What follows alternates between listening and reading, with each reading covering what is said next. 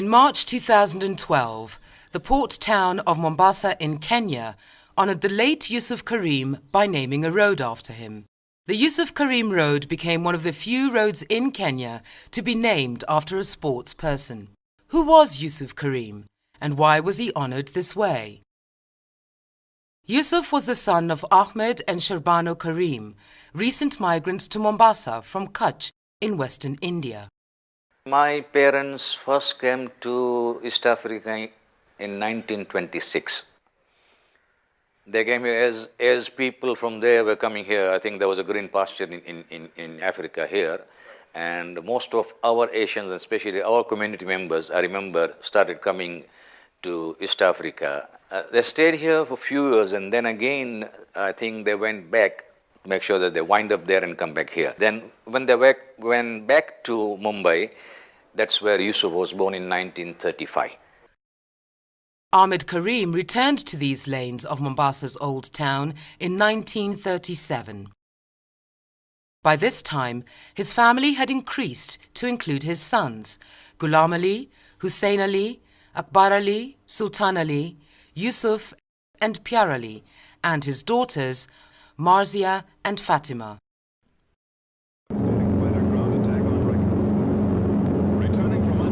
During the war time, 40s, 41, Second World War, he was with price control. And basically, at those times, those ration cheats were being issued. So he was in charge of that. After that, he got a job. In other words, my Fuima's family, they had a port canteen in port, and they had an office in town here. So my father was looking after that town office here. Ahmed Karim was a member of the Ithnashari community, a Shia Muslim community from Kutch in the western coast of India. And his son Yusuf had learnt his tennis on the cement courts of the community's club in Mombasa, now called the Jaffrey's Sports Club. All courts in Kenya, everywhere, were this, Moram clay. The only place where they did not have clay courts was on the coast, where Yusuf Karim played. He played on cement courts. In 1951, when he was just 17, Yusuf Karim won the men's singles title of the Mombasa Residents Tournament. This win had been predicted by many, as Karim had already reached the semi-finals of the tournament in the previous year. For fellow schoolboys, Yusuf Karim was already a known name. I was playing in my Aldina school. He was in a technical high school. So we used to meet on a cricket pitch. He was the best cricketer among our opponents. As a batsman, we were only worried about him. Once we get Yusuf Karim, the team is busy. We will walk through the team. He was captaining the Mombasa schools, and I was captaining the Nairobi schools. And they used to have in those days triangular, Kisumu, Mombasa and Nairobi. So he captained the Mombasa side and we played against each other in Kisumu. Here was the new tennis champion of Mombasa, Yusuf Karim.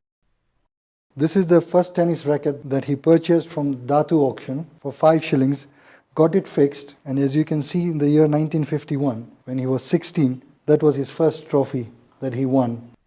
The following year, Yusuf won a double crown and then a triple crown in the succeeding year.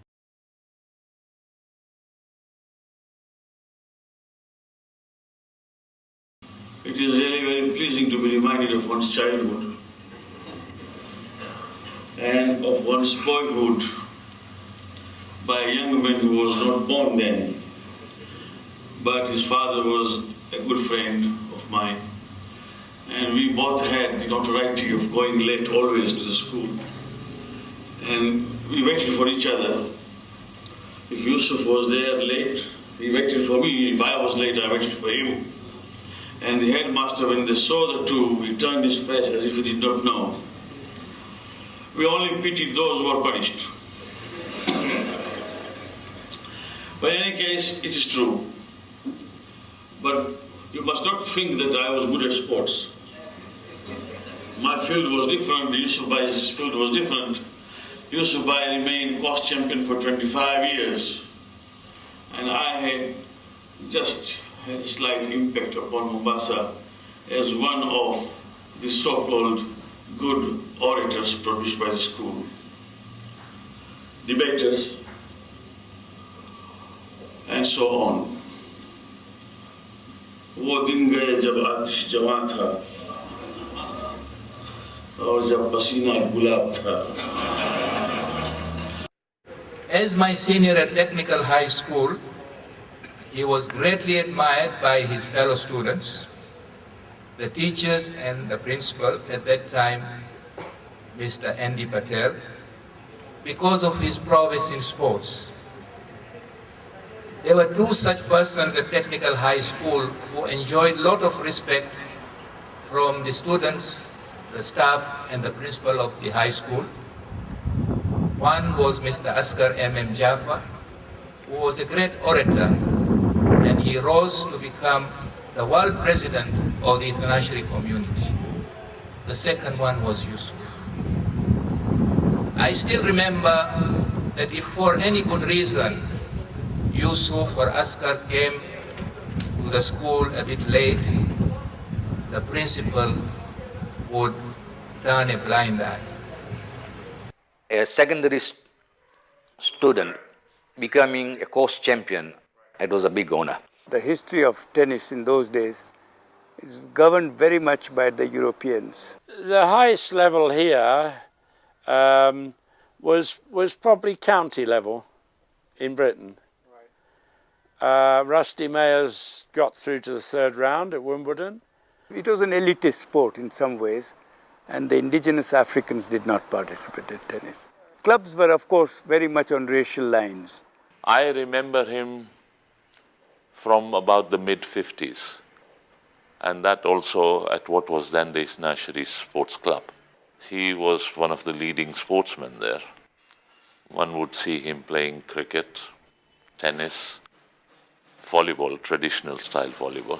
These three mainly. First of all, he had an aura. I mean, say even if you're sitting any part of the ground, and and he used to bat number 4. That was his registered place number.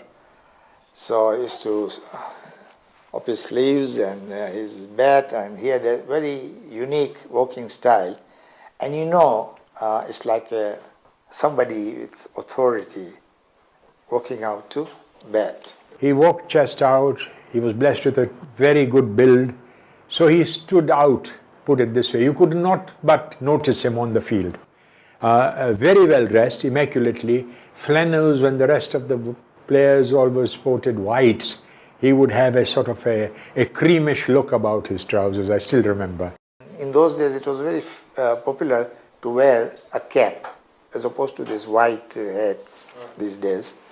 So he looked a perfect dream player visually to a spectator. He had certain mannerisms that when he did play a shot, I would see him sort of do that sort of thing. And we remember that. And of course, he had a commanding build, so it sort of added up to that. He was interested in driving that ball. Okay? His shots, his runs were fours, driven, past the covers, past the long on, past the mid on. In my team, in our 11, me and Yusuf were the only two recognized batsmen. The others were there, but there would be just a support.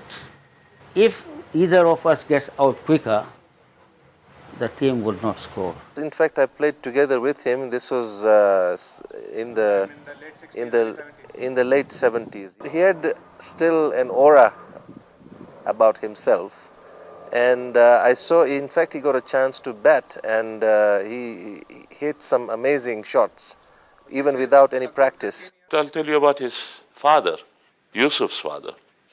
He would be present at the cricket ground an hour before the match. He was himself a cricketer, his father. Yes. And whenever Yusuf would not score runs, his father would have a word to say to him. As he was coming into the pavilion or something like that. He would get disappointed if Yusuf Karim would come back earlier than the century. After completing his education in 1952, Yusuf joined the family business, a sports shop in Old Town, Mombasa. That is where the first Karims family business started, Akbar Bhai. He was the man and started the business, and then when Yusuf finished his school, he joined.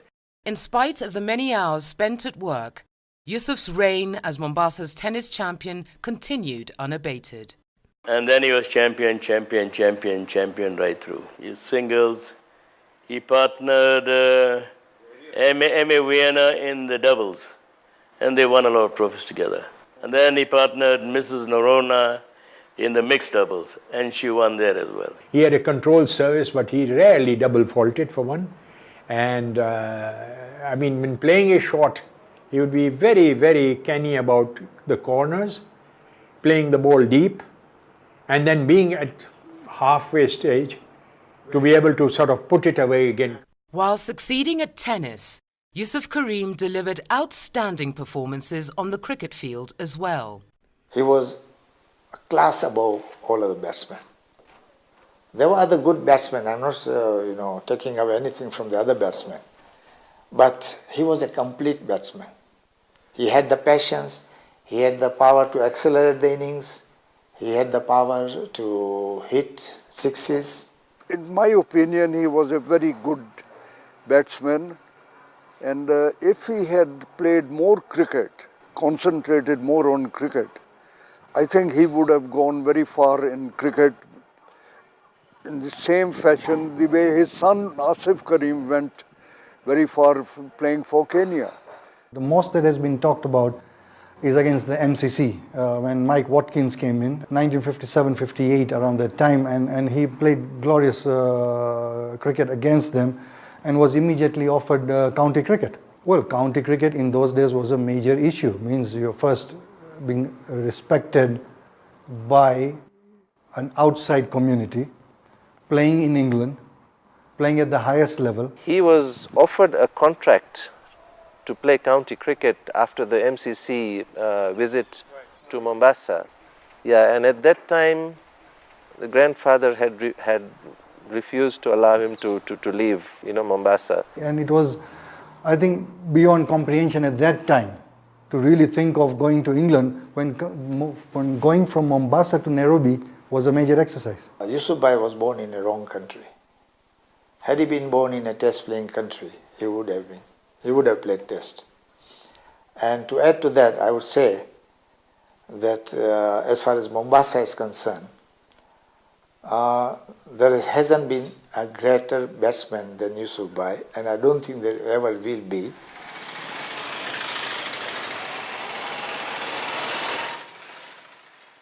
He moved on to have his own shop, I think it was in 1957 or 58. So the sports shop and a little bit of insurance was being done because he was very well known. But up to 1975, the shop was the main business. One day when I went to buy a cricket ball, he said, "What do you do?" I said, "I'm an all-rounder." So what do you bowl? I said, "I bowl left arm." So good. He said, "Okay, I'm giving you this ball and I'm making a note here, but if you win the game, then you don't pay anything." So we won the game. That gives us an impetus. Today we don't have to pay for the ball if you win, Right. In those days, 4 shillings something, 4.50 something was a lot of money. On the 10th of June 1960, Yusuf married Nargis from the respected Kimji family of Dar es Salaam in Tanzania. Those days, not like today's generation that we have that love marriages and love by first sight and these sort of things. It was sort of an arranged marriage. ने किसी ने बोला कि लड़की अच्छी है मेरे husband को ने तो फिर इसने कबूल किया फिर हमारी एंगेजमेंट हुई फिर जून में शादी हुई 61 में आरिफ बोर्न हुआ May 3rd. In spite of being married to a famous sportsman, Nargis Karim never got a chance to watch from the stands when her husband played tennis.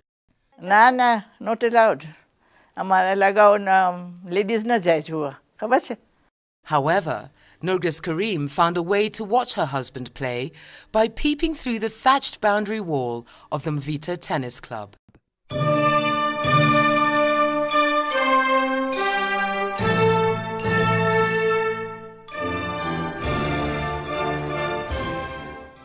Three days after Kenya's independence, Yusuf and Nergis were blessed with a second son, who they named Asif. Yusuf's winning streak continued at amateur tennis, but it did not provide an income for him and his growing family.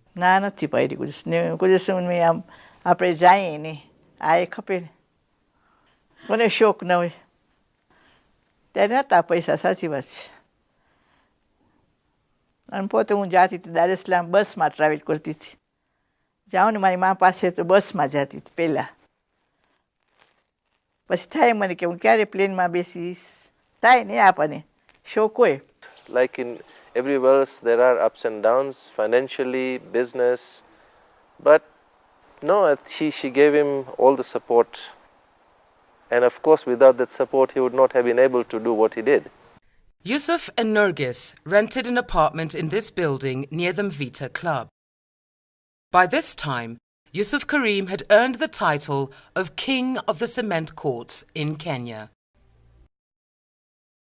જ્યારે match હોય ત્યારે કાંઈ ખાય નહીં. Orange juice ખપે ને મોટો મગ અંદર સોલ્ટ નાખીને પછી જાય પીને જાય રૂમ. એટલે શું ક્રેમ નહોતા એના માટે એટલે પછી બનાવી દઉં એને ઓરેન્જ ને બધું. આમ ધ્યાન બહુ રાખતા હતા રમવા ટાણે. ફાઇનલ હોય ત્યારે બહુ એવું કેરફુલ હતા. There were times that he used to cramp up and wriggle in pain and quickly have a drink with salt in it, and he had salt tablets, but mostly just salt and mix it in the drink and have it. Yusuf played tennis at a time when Asian players encountered signs like this. Ironically, he had defeated the top European players of the day and was well respected. First time, you met this guy with, he's fit, pretty dark-skinned, very good pair of legs, stocky legs, and he could run forever. Yusuf had played cricket for his club since 1948 and was Mombasa's tennis champion since 1951. But it was only in 1965 that his home club, the Jaffrey Sports Club, named him Sportsman of the Year. However, that same year, Yusuf retired from all forms of cricket. There was talk that he'd even left the Jaffrey Sports Club. Justice was not done to him in cricket. As a batsman, he deserved to play. I would not know honestly, very honest with you, the reason why. But he's played very less representative games. Like especially the Asian European that we used to play. Coast Asians versus Europeans. More than the club, I think it was the people who were in the selection committee. Even if the club fought hard, but if the selection committee had there were 5 selectors in those days, I think, and if the 3 had already ganged up then. The worst part was every selector, you ask him individually, would say that Yusuf would walk into any side. So for me, the enigma was, then why he's not in the side? There was some real politics being played in the club because he was on top and he was a very sort of firm believer in discipline in this one. So a number of players were against him. Jealous, you would call it jealous. So he thought that with all these things, let me leave cricket. I would rather prefer not to comment on that. Please, if you allow me to. Absolutely. You know best what to talk and what not to talk. Yeah. Okay. But he did surely retired prematurely. Did he have more cricket in him? Oh, definitely. He had a lot of cricket in him. He had mixed feelings on his memories on cricket because you must remember in those days you play for a community club. And sadly to say that really he didn't have much support from his own club. And when I compare this with Chandrakant Patel, who used to play for Costume Khana, being from Mombasa, having said that they are treated second rated, had huge support from his community, had huge support from his club, went on to captain the Kenya team when they went to South Africa in 1956. Now here is Yusuf Karim, who is regarded one of the great batsmen the coast has produced. In his short career, scored over 18 centuries, was a regular feature, yet he didn't get much support from within his club. Could Yusuf Karim have left the Jaffrey Sports Club? If you thought of moving, the pressure of the community on the individual and the family was too much. If you are a good player, you could not leave the club.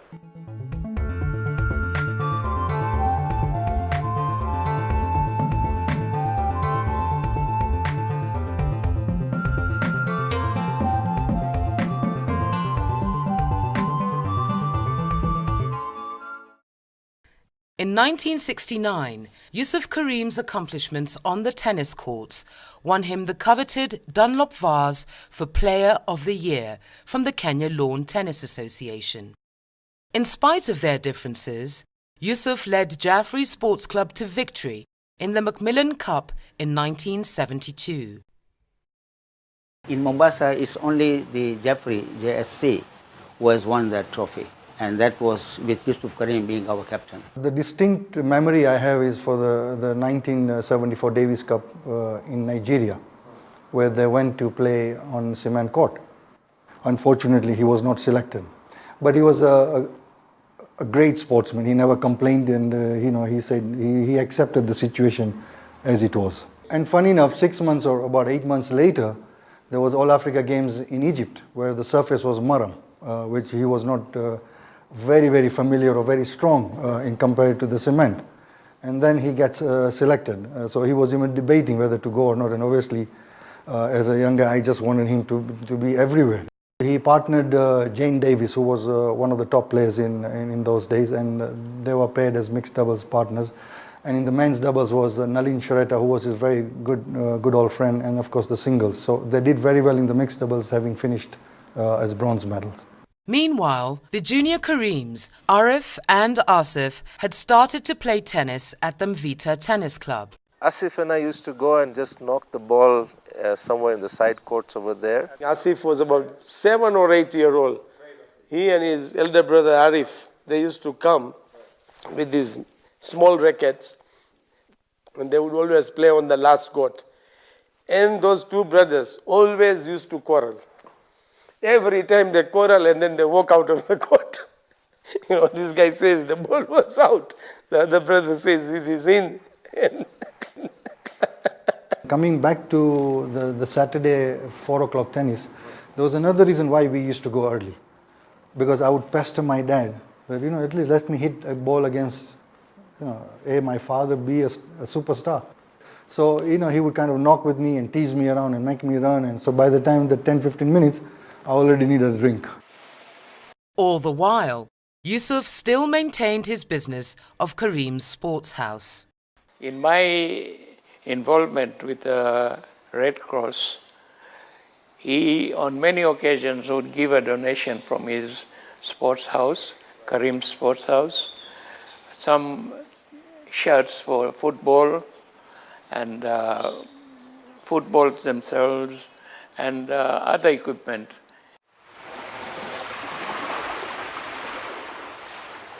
In 1974, Yusuf and Nargis Karim's financial affairs transformed thanks to the oil refinery in Mombasa. એટલે advertisement આવી paper પછી મારા husband try કર્યા મેં અમને મળી 74 માં. When we got that contract, Mom had to get involved because she was an excellent cook. And he was running the shop, but he was also involved in taking her there. They used to split the time between the shop and the canteen. And slowly I started getting involved also and going with her on Saturdays sometimes. Every day, I think they had to supply tea, about 200-250 cups in the morning, and coffee in the afternoon, the same number of cups. And then a lot of staff would come and have lunch. During those days, for a lady in our community to work wasn't that common. A lot of eyebrows were brought up.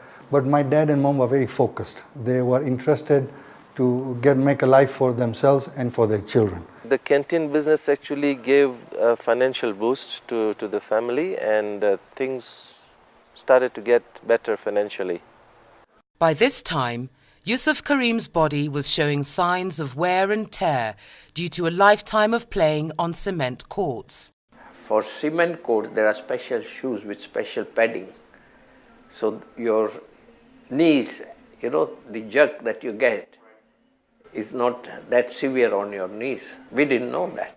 We had very little knowledge. We would just play tennis as just to go and play tennis. A couple of years before, he was not very keen to continue because he had elbow problem and had knee problems, because of the wear and tear and the lifestyle and all those other things. But I distinctly remember pushing him. I said, no, you've got 2 more years, you have to get to 25. You are able and capable. And I used to keep on, if you can use the word, pester him, that I didn't want him to retire. I said, you get to 25 years, then yes, you retire. Whilst his reign as champion continued, Yusuf turned his attention to up-and-coming players by organising tennis tournaments for junior players. I said, Dad, why doesn't the coast organize a tournament? And he was actually actively involved at the time, and he said, why not? And then he took it up from there, and that's how the whole thing started. I think it was called the Mombasa Junior Tennis Championships at the Mvita Club. And that's where I went down with a whole group of boys and girls from Nairobi. That first tournament I played, and in the finals I beat the top Kenya player, under 12, was Ian Karanja. So I remember it was a Sunday morning finals, 9 o'clock start, and there was a huge crowd supporting. And so I think that was the beginning of sense of belief. In 1977, Yusuf Karim played his 25th final of the Mombasa Residence Tournament against his eldest son, Arif. He was actually deciding not to play in that tournament, but his friends and us, of course, were pushing him to do it, and he actually took match by match. And in the semis, he actually was on the verge of just saying, no, I can't carry on anymore. And we said, no, Dad, come on, do it, you can do it. Because it was the 25th, we actually urged him on, and he went on, he made it through to the final. I witnessed that match, and the match was good, and of course, it went into a 3-setter match. He had the guile and the wisdom and, of course, the experience. I was just a 16-year-old kid. I had stamina, but he had the experience. The person must be something, right? And for 25 years, so even if he started at the age of 16, when he first won his tournament, now you are over 40, about 43. So just imagine, right? At 43, you are still able to carry what you were doing in your 16 and 23 and all that. He won, and yes, I lost in the finals, but it was worth it. I remember Yusuf by raising his hand when he won that. I can't forget that. Definitely, yes. He raised both his hand with his racket in hand to complete that. I think that's a world record.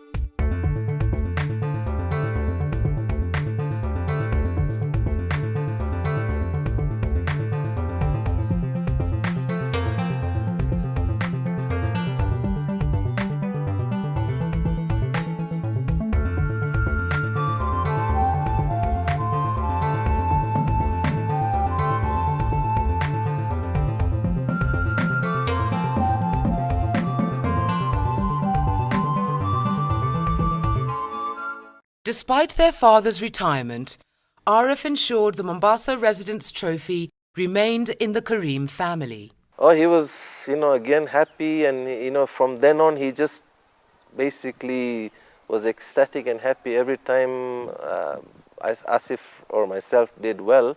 His second son, Asif, was also getting serious about sports as he entered secondary school. I remember my first tournament was in 1977, August. It was a Nairobi club. I had never even seen a Maram court. I was just under 14 in the Kenya Open semi-finals. And Kush and myself met for the first time. And I still remember that match. It was in the morning hours. And again, we had a huge pack because he was the new kid on the block in the junior tennis. And fortunately for me, I won that match. And then played the next national champion, Dele Young, who again, we're still good friends since those days. And I won that tournament. So my first tournament in Nairobi, in the Nairobi club, I won under 14, and then the Kenya Open under 14. His biggest asset was his mind. You know, at that age, all of us were all these, you'd like a youngster have all your flashy shots, but Asif wasn't so much into the flashy shots. He would use his mind and he understood the game well, and he read the game very well. In 1979, Asif won the Mombasa Residents' Championship when he was just 16, matching his father's record at the same age. Just like his father, Asif was also beginning to excel at cricket. Asif was then selected for the Kenya cricket team. In 1979, we had a Zambia Metropolitan Club visiting Mombasa. In such matches, the club would invite 3 or 4 big players from Nairobi. The big players that came in was Zulfikar Ali, Azhar Sheikh, and Bob Musa, who used to play for Sarali Club, and there were mega names in the country at that time, especially Zulfikar Ali. Now in walked in Mr. Tarzan Patel. So I spoke to the captain. I said, look, do you have somebody who can just throw a little ball in the air, you know, somebody left armer? He says, we have a young boy here called Asif, but he doesn't bowl for the team. I mean, he's just a guy who bowls for the second team, and he comes and plays in the nets and he bowls occasionally. So I said, I don't care whoever it is, just bring him on. So he threw the ball to Asif. So last over before lunch, he tosses the ball to me. So, you know, obviously they set the fielding up and everything is there. To annoy Mr. Patel even further, I set a field for Asif, and Asif looked at me and he didn't know what was happening. I sort of set a field where we crowded him. And Tarzan was not used to this, you know, because he used to hit big sixes, and, you know, the minute he would walk in, he'd expect the field to spread and all that. So I come in and bowl the first ball, and Zulfikar Ali stands in the slips. You know, that was his position. So he watches me bowl the second ball, and the guy starts making animations, you know, like, you know, what am I watching here? And I bowled the third one, and I bowled to Raghuveer Patel, who used to play for Kenya before and then moved to Zambia. And Zulfikar Ali caught him in the slips. As destiny would have it, he touched this ball, probably spun a bit more, and I took the catch at short point. So obviously we all going to lunch. And then Zulfikar, you know, he says, who is this boy? And you know, all of a sudden all the eyes were on me. You know, I didn't know whether to blush or to feel good or to feel what. And he says, no, I want you to play for Sarali Club. Now when Zulfikar Ali talks to you, it's a novelty on its own. Then he tells you to play for his club, was a major issue. So I said, no, I can't. I mean, I've got to talk to my parents or to the club. And, you know, that was the structure then. So anyway, now all of a sudden, now the all eyes are on me. So we go back on the field, and now I bowl consistently. I remember Asif picking up 5 wickets, and I could actually see Zulfikar Ali stay close to him, talk to him after every over. Second innings, they go to bed, and I think I came on the 4th or 5th over bowling, and I picked 6 wickets. I picked 10 wickets in that match, and we won the match. And all of a sudden now, so Zulfikar Ali says, no, this boy has got to play for me, and I mean, I see a big star here in the making for this country. So obviously I'm on cloud 9, you know, I mean, here is the guy that you're admiring is just talking about you.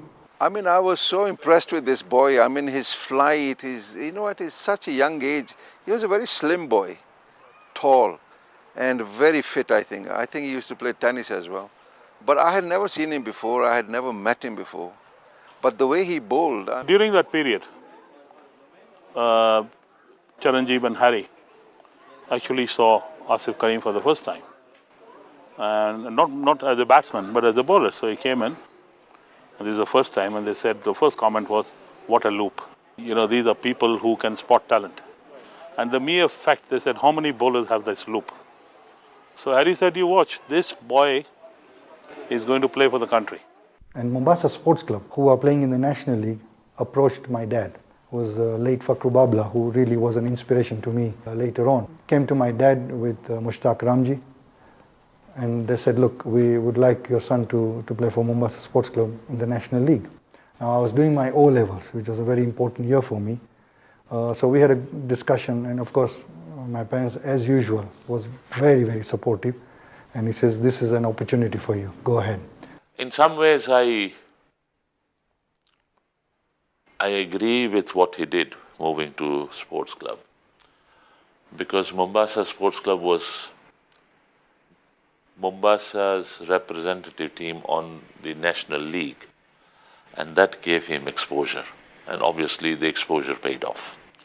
He would not have had that exposure had he continued to play for Jaffrey's. It meant traveling almost every week to Nairobi to play because it was a home and away basis. So I had a very good season for the club. Asif was then selected for the Kenya cricket team. And again, I was put in the national squad immediately, in the squad of 30 in those days. And there was a trip to Zimbabwe. The team was selected, I was on the reserve. I was not, of course, I was disappointed. But, you know, I should not have expected too much out of that. A week before the tour, one of the left-arm spinners gets injured. Asif was selected, and I took the opportunity of phoning his father and telling him that Asif has been selected. My dad receives a call in Mombasa to say, look, your son needs to go to Zimbabwe. And I said, wow. The first day we practice and the team is announced and I'm put in the team. So very exciting feeling that now he's making a debut for the country. So the captain, Ramesh Patel, gives me the ball. And who's batting that time? I didn't even know who was batting. And Duncan Fletcher was batting. So I come in to bowl him the first ball and he takes a swing, gets a top edge, and I get a wicket. And everybody's screaming, wow, wow, wicket on debut. Again, didn't mean anything to me in those days. But it was a major issue that you get a wicket of the first delivery. It was on this tour of Zimbabwe that players of African origin were first included in the national team, changing the face of cricket in Kenya forever. In 1980, Asif was named as the upcoming cricketer of the year by the Kenya Cricket Association. By this time, Asif had established himself as a force in junior tennis. His crowning glory came with his victory in the Bjorn Borg Trophy. Bjorn Borg Trophy is something that's played once a year, where the top 16 juniors are the top 16 of the country play in a singles tournament. After winning the tournament, I got the opportunity to go to Europe to play the ITF junior circuit. In 1981, Asif was named as the Sportsman of the Year by the Mombasa Sports Club. It was the third honour that year. Shortly afterwards, Asif was accompanied by his parents as he played in the ITF junior tennis circuit in Europe. He volunteered to be my manager coach for this trip, and my mom joined on that trip along. So we went on this trip to Europe, where we had to travel to Germany, Belgium, Italy, France, where I fortunately managed to play the French Open in 1981. And I must admit that was a huge eye-opener for me to realize that the standard of tennis that we have in Kenya is way, way low. I was outplayed in all the matches. I lost in first round in every tournament. Now here is a young boy who lived in his cocoon in Mombasa. The highest he went to was to Nairobi.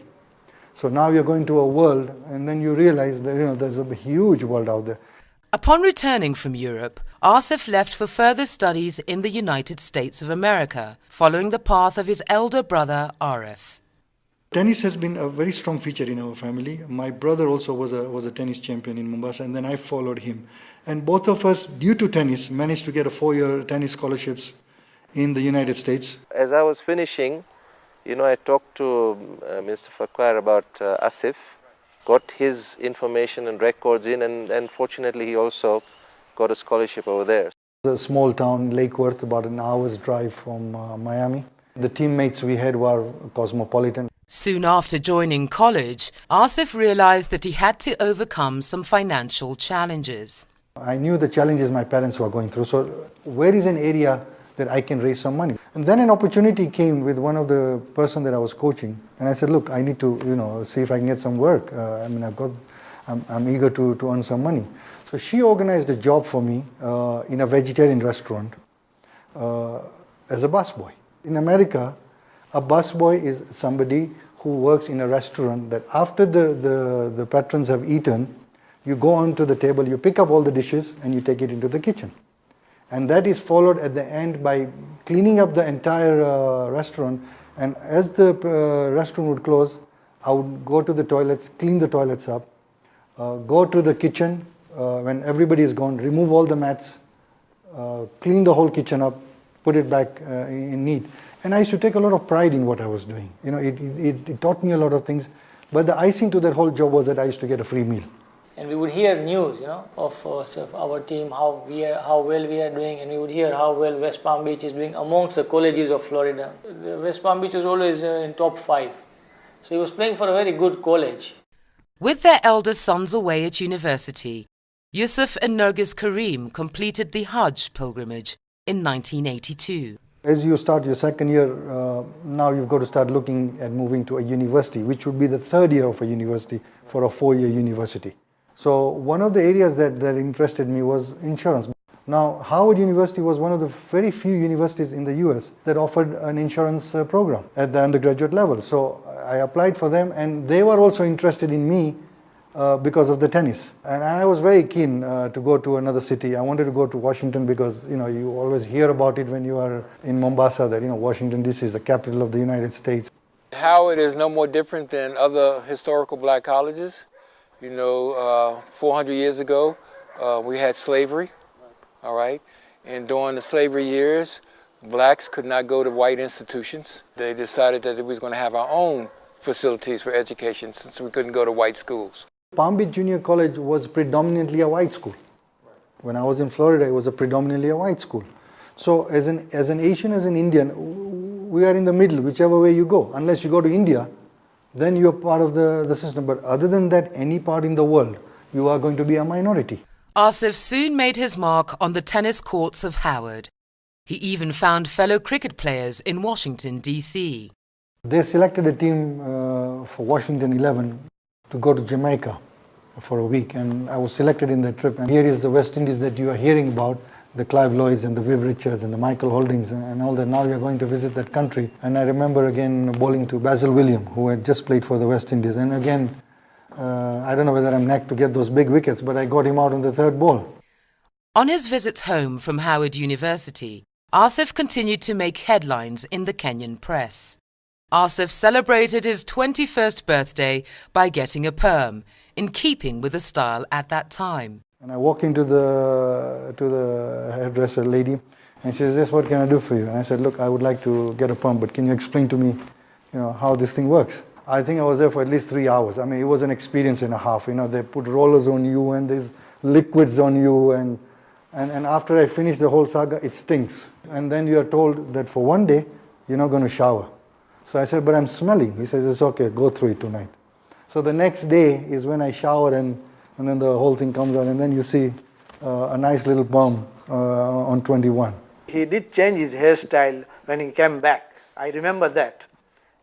He did that afro type of thing. Yes, I remember that. Howard, to me, was the defining moment for me in my life. That 2.5 years experience in that university, the tennis that I played, the high level of tennis that I went through, the high level of training that I went through, the people I met, the studies I did. When he came back from America, he was much faster on the court, very fast thinker.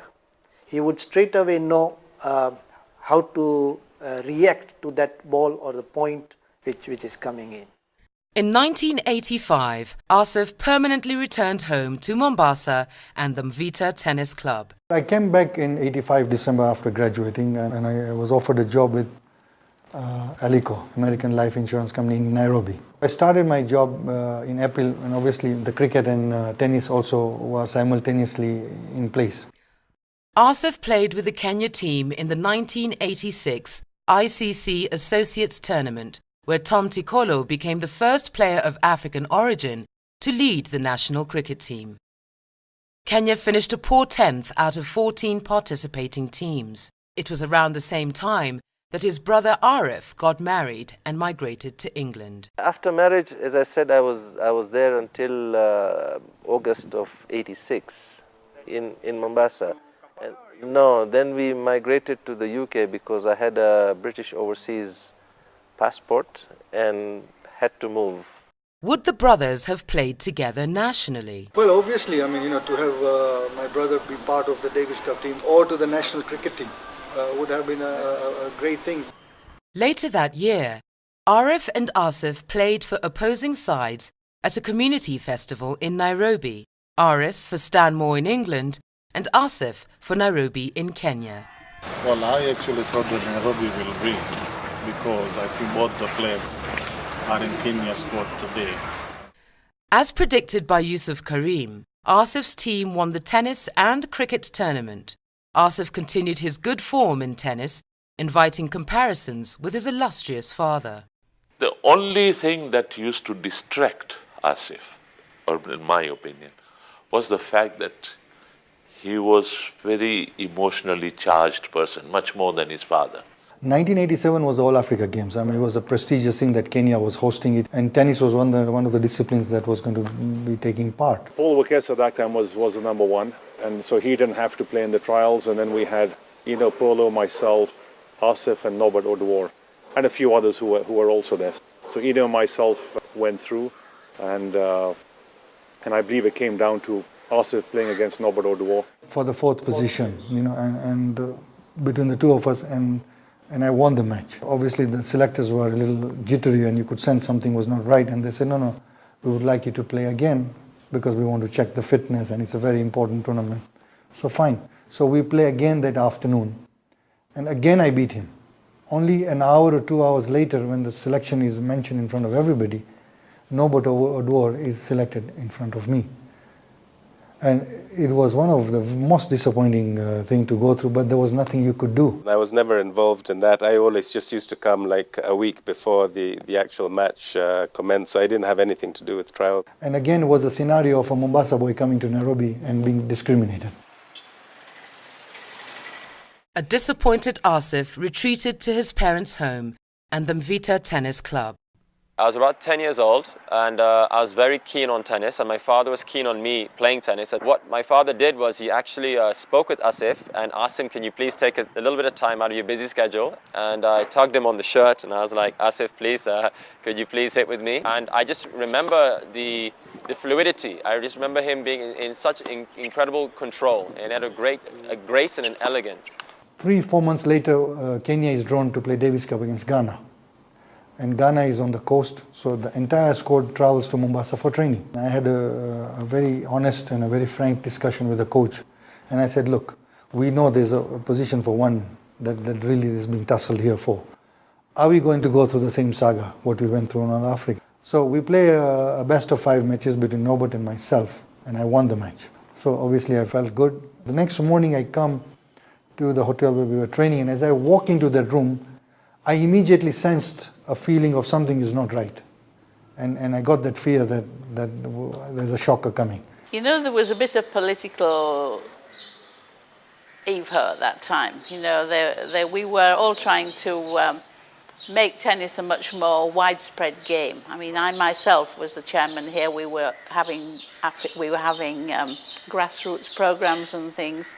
And Norbert Oduor was probably the first black Kenyan player, I'm saying. And at that time, he was not at Asif's standard. I mean, we saw it. Asif beat him all the time. But at the same time, he was chosen. I think it was a political move. I wouldn't put it down to the Africanization, but I just felt we had a few people who were running the committee at that time like it was their own personal kingdom. And that really was very, very disheartening, and like anybody else, I mean, you worked hard, you want to play for the country, it's a pride to play for your nation, you are not asking for a favor, you've gone through the whole rigmarole that everybody else has gone through, and then you get dropped. In an effort to overcome his dejection, Asif now focused his attention on cricket. I remember 87, if I'm not wrong, when we went to Mombasa. and we were playing against the Indian Stars. They had Roger Beanie, Venkata, Kapil Dev was there. That is the match when Asif was bowling to Venkata and I was in slips, and he bowled a beauty of a delivery, and I just, took the catch. And those days, no spinner will bowl to Venkata. He was very risky, but, and I think the whole series, Asif really bowled very well.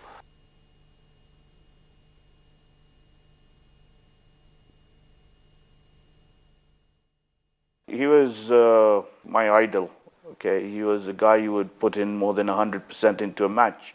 That's why he would perform, and that's where I picked up a lot from him. I actually used to call him King. I didn't see any interaction with females with Asif. I don't know anything about his love life before he married. I had a theory that I had traveled enough. I had done my studies. I felt within myself that if something came up, it's fine. You know how the Indian culture is. The families, friends or families, they try and see that who the prospective candidate or person is. In their own ways, they made Nazneen known to the mother-in-law, Asif's mother. They met, they chatted, and she thought, okay, maybe it is worth Asif meeting my sister. We met at Fazl's house, our very good friend, Zuli Fazl and Fatma Fazl. So it was like an informal meeting, and I think we just clicked it from that. I think it was love at first sight. I mean, we met and we spoke, and we spoke like we knew each other for years. My family had a fit of their life. They said, you are not going back to Africa. It's not safe. You're not going to get a boy from there. Because of the trauma we had in Uganda, he said, you're not coming back. So I said, no, I like this guy and I think it'll work. So my sister had to convince him. My mother was like, completely gone case. Obviously, there was a lot of apprehension from her family side because, they've experienced the Uganda saga. They're now living in England, well settled. Now you're talking about getting married to back in Kenya and in a small town in Mombasa was a major issue. On the 28th of November 1987, Asif and Nazneen were married in Stanmore, England. Nazneen had qualified and was already working as a dispensing optician in London. Within a few weeks, Asif resumed his sporting activity. Since then, Nazneen dedicates her time to writing and social work. 2 months later, we are now drawn against Egypt to be played in Egypt on Mara. So I'm invited again. Then I said, no, I don't think I want to. But I give marks to my parents and Nazneen, who pushed me. Kush and myself were selected. Paul was part of the team, but unfortunately, Wakesa had to be dropped on the 11th hour because he had played a South African, and at that time we were not allowed to play South African. So he was there with us as a team, as a support. It was great playing with Asif. We had a lot of fun where we were playing in the middle of a match and both at net, and his ball hit the cord, and it actually hit him between his legs very, very hard. And he was writhing in pain. And I was actually laughing because I just found this hilarious. I couldn't believe it. You can imagine this scenario, a serious Davis Cup match and, someone getting hit between the legs. In 1989, Asif and Nazneen were blessed with a daughter, who they called Fatima. She was born on the 24th of November, the same day as her mother. In Mombasa, Asif achieved a hole-in-one in golf, a sport he had recently started playing. That is a record here, that he did not get a handicap, but still he got first hole-in-one. I played golf with Zahir Abbas, and I mentioned to him, because Zahir has visited Kenya with the Pakistan A team as a manager. Zahir is a good tennis player as well, so probably he didn't know much about Asif. So he asked him for a game of tennis. And Asif, I know his humility, he gave him a point in every set, right? So I'm sure Zahir still thinks he's very good. So when I told about Asif Karim, oh, that khabba. I said, of course that khabba. He said, that 2-in-1. He said, no, it's 3-in-1. He said, why? He said, it is not only cricket and tennis. He got a hole-in-one in golf also. And Zahir was that, oh. In 1990, Asif played with the Kenya cricket team in his second ICC Associates tournament in Holland. We had never finished fourth. And we got up to the semi-finals. And in that game, had rain not saved Holland, and that is a fact, Kenya was going to be in its first ever finals. What for us was the achievement that we now had reached the world stage. Upon his return to business in Mombasa, Asif felt the corporate world of Nairobi beckoning. When the chairman of the club, Naushad Mirali, who was a business magnate and the chairman of the Samir group of companies, and myself decided to start this company because there was something that was lacking in his group. You know, he had a number of companies, but it was insurance that was not there, and it was perfect for me. By this time, Asif's younger brother, Altaf, had left for the United States of America for further studies.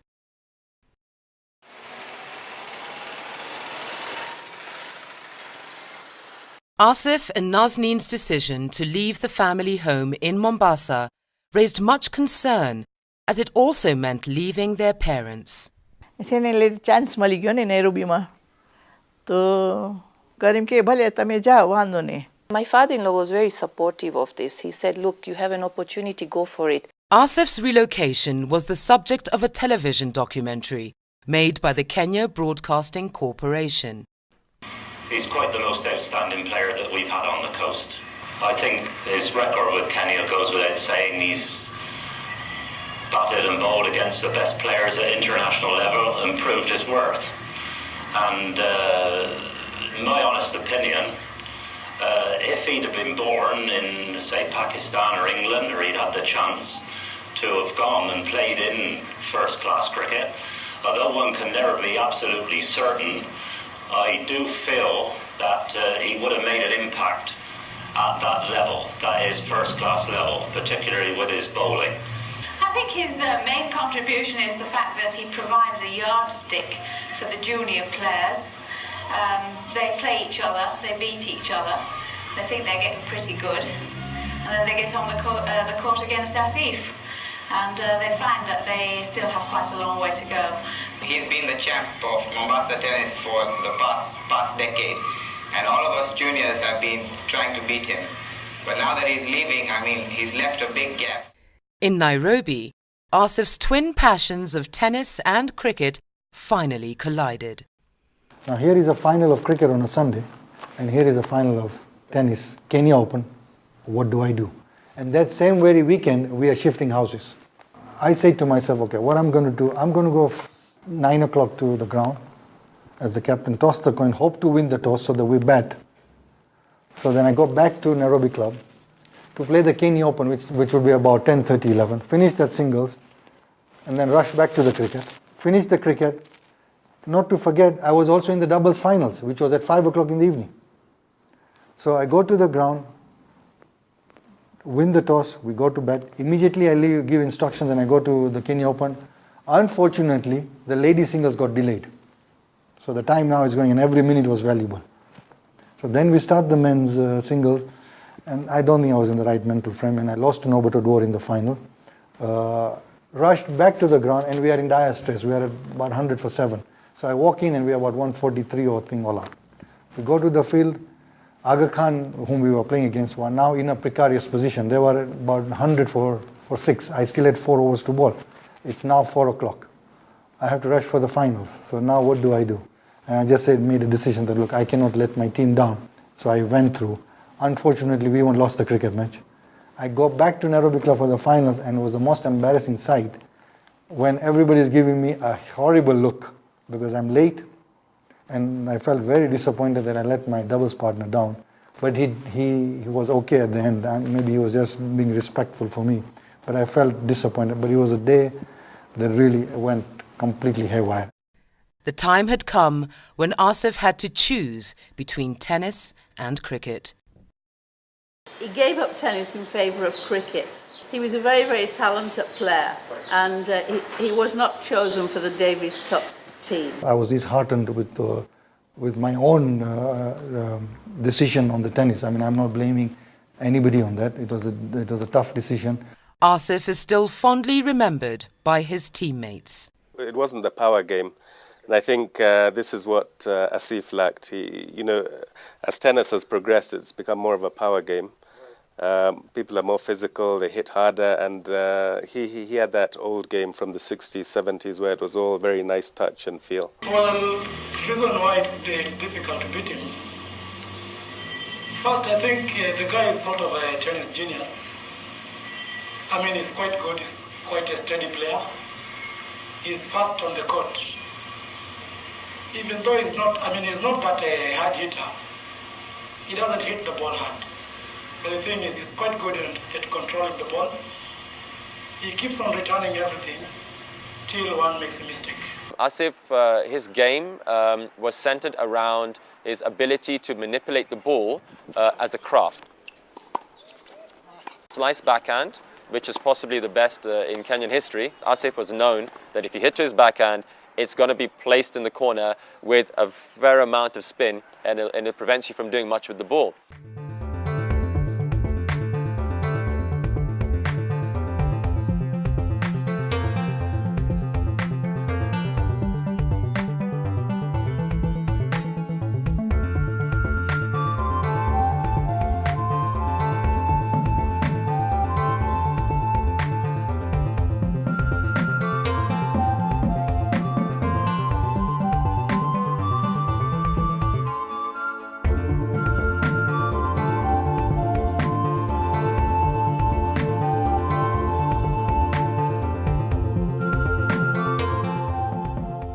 Equally dramatic events were happening in Asif's business life. Sometimes in 1993, Mr. Karim bought out the company from Samir Group. I think that was the best decision that must have been made by taking over the company. It gave me a lot of freedom, it gave me a lot of independence because I've always been an independent person. I'd like to make decisions. When he bought out the company, it's like we didn't have an office. Chesters was my office first, so he moved into that office, and which he did well, and then he moved to Loiter House. In 1992, Asif and Nazneen were blessed with a son, who they named Irfan. Since he was born, he was about 1.5, 2. I would be bowling to him, playing cricket with him, because we had a very small flat. He would break windows, vases, and I just put everything away. Asif captained the Kenya team for the first time in 1993, leading them to victory over a test-playing country.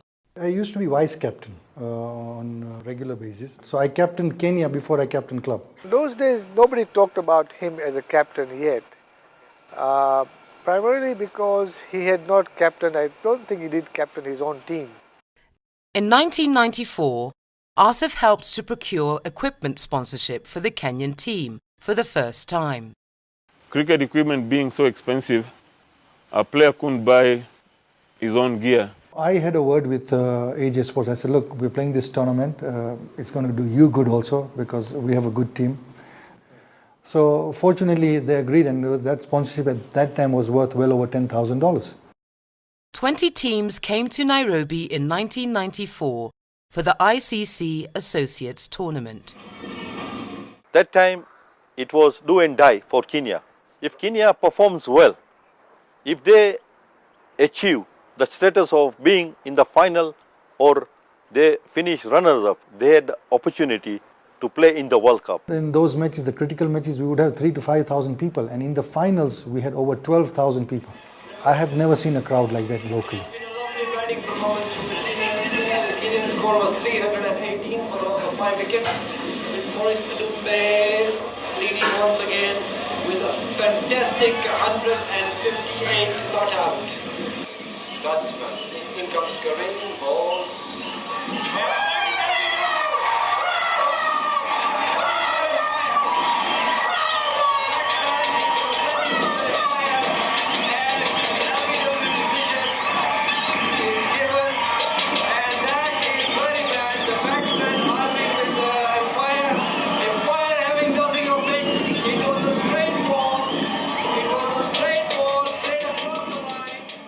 He bowled beautifully well in the tournament.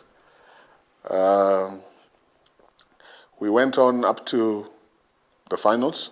When we crossed the rope to go onto the ground, you could see that this was a united team, this was a one team, and the huge crowd support that we had, and the administration, everybody was clear that the focus is the World Cup. We had a set plan. We are playing in India.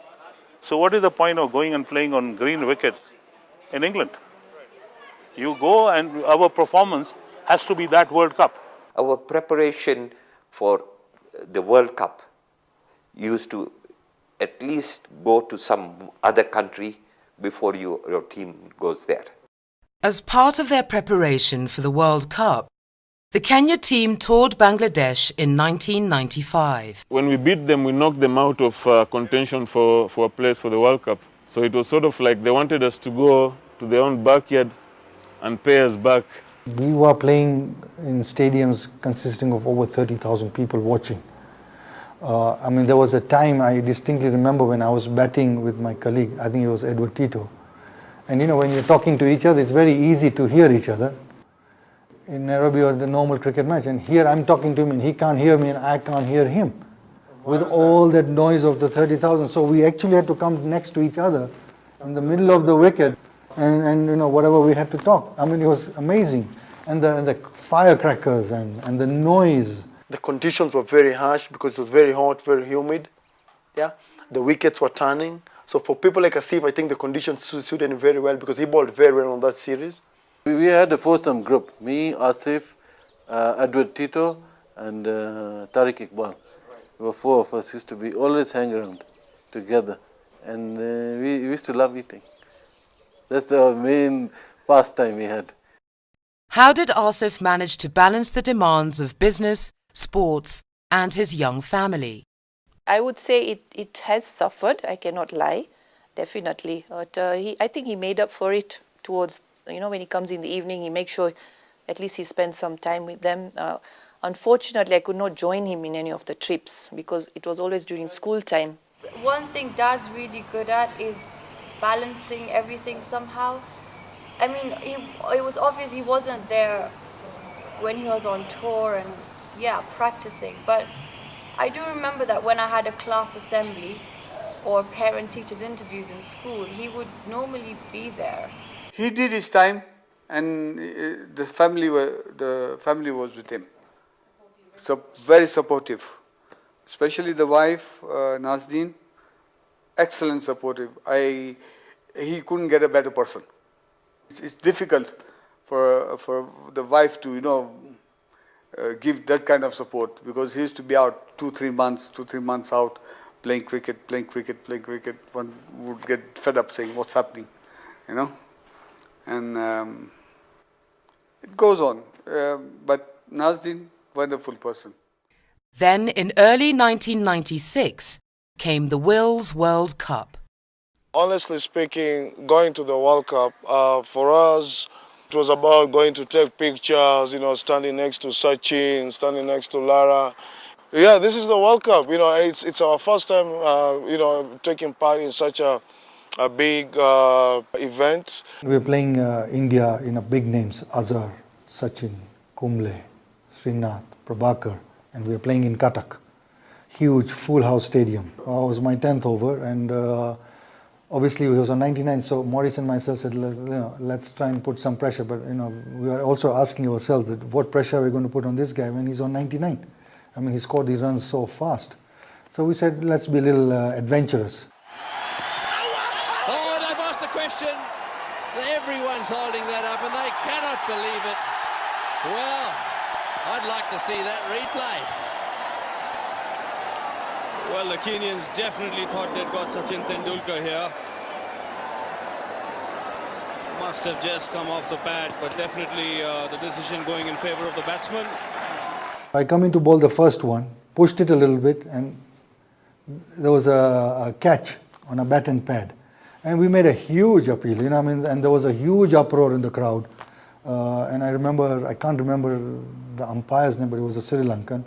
And I mean, it was deafening noise, you know. And now here is Sachin Tendulkar getting his first 100 in a World Cup. He's on 99. We are in India.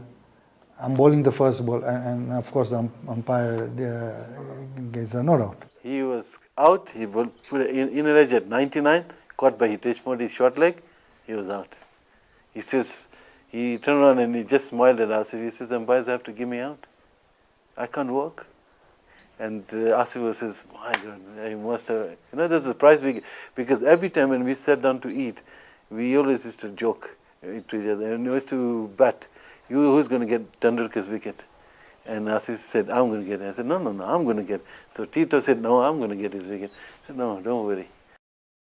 So I keep bowling there, and every ball, Sachin struggles to get a single. And I end up getting a maiden, and it was a very, very good feeling. Thinking back, you know, it brings a smile to my face that it was our debut and we actually managed to make the Indian press go against their own players, that if Kenya could do this, you know, what about these other teams? Again, Australia was another very hot area. We played in Vizag, Vishakhapatnam, and I mean, it was extremely hot. Well, it's in the air, this will be caught. Oh yes, he's got him, easy. Ian Healy goes for 17 from just 11 balls faced, and it's 301 for 6. Again, he's going for that offside. In goes the throw, and it hits the stumps, and that's beautifully fielded. Stuart Law knew he couldn't get there. 35 from 30, that's a nice little pipe opener for him. That's beautifully hit by Stuart Law, and just out of reach. And on the bowling side, Glenn McGrath is another one who's well versed in the one-day game. Asif got injured that match because Asif fell and hurt his knee, and he really struggled then after that. Again, we were not disgraced because I believe the Australians at one point must have been sweating. West Indies, we batted first and scored, I think, 163 or 167. So I remember I had already injured my leg very badly, I mean, against the Australians, but I was pushed to play. And that, you know, kept me in a position where I would not have to do much running. So I remember at lunchtime, as I was stretching, and I was with Tito and Tariq, and I said, look, I mean, why don't we each guess how many overs these guys will get the runs, because it's only 166. So, you know, everybody gives their own numbers, and so we were just joking around. Raja Bali and Martin Suji opened the bowling. Bowled. Great ball by Raja Bali, and Richie Richardson is out. And then the third ball.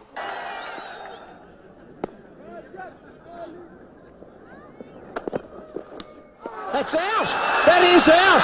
Brian Lara has been dismissed. It bubbled around in the gloves of the wicketkeeper, Iqbal, but Brian Lara once too often flirting outside that off stump, and aren't the Kenyans happy? Obviously, they don't want to take any kind of a chance at this stage.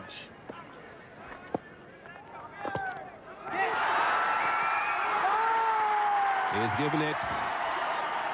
Courtney Walsh isn't very happy, but he has given it. Kaiser Hyatt, the umpire. So West Indies lose 9th wicket. 89 for 8 Western, 89 for 9 West Indies.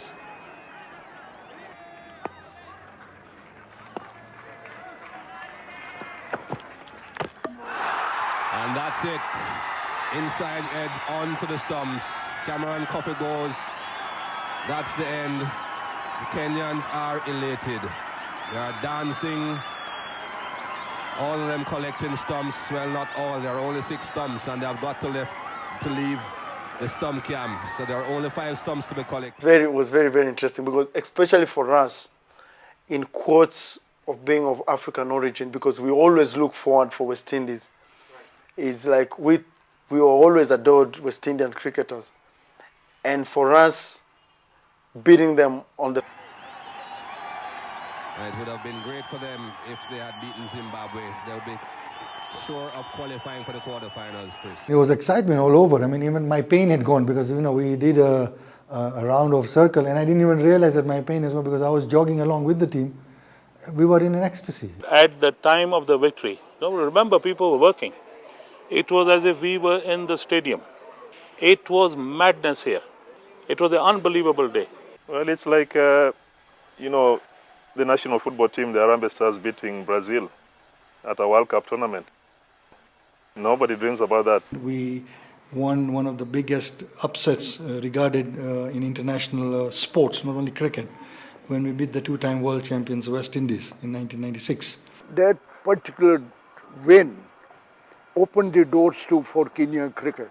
Kenya was 2.5 hours behind, and all of a sudden, the entire community and well-wishers of the family were coming to his shop because they were still working and they was 2.5 hours behind.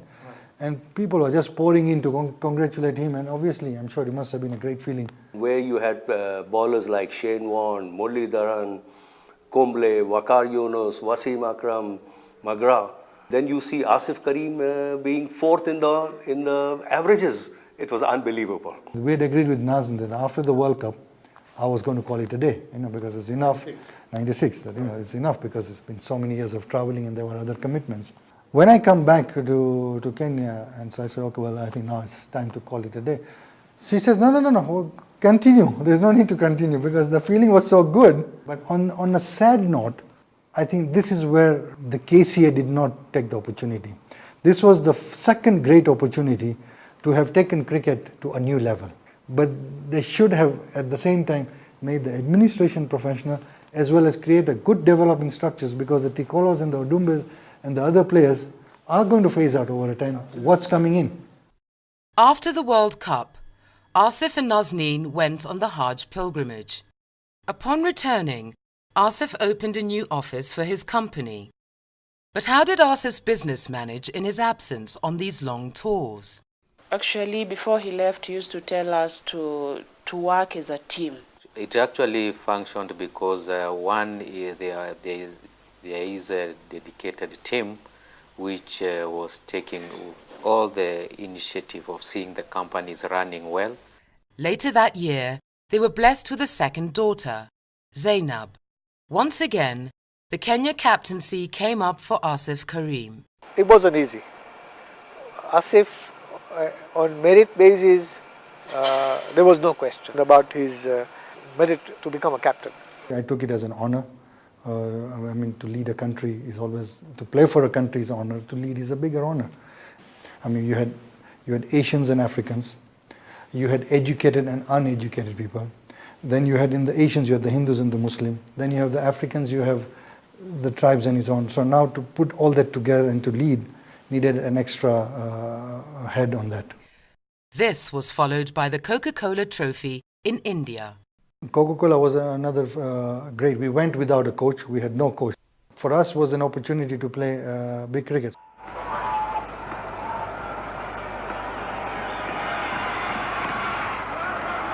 And Mohanty's bowled a good line.